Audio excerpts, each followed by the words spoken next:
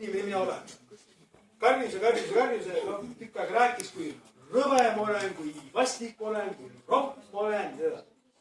Proua Aiastil tuleb õnnetu kutt selle pärast kahtlemata. Tuleb siiralt siis minuga rääkima.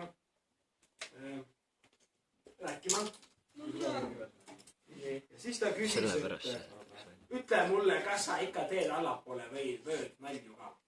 Kas ma teen allapoole vööd nalju? Nagu, see tähendab. Okei, allapoole vööd. Ja ma ei jõudnud tahtmine öelda, ma ütlesin, et teiega ma ei saa, mida te silmas peate. Siis nagu ei tee ka. Pärast mõtles.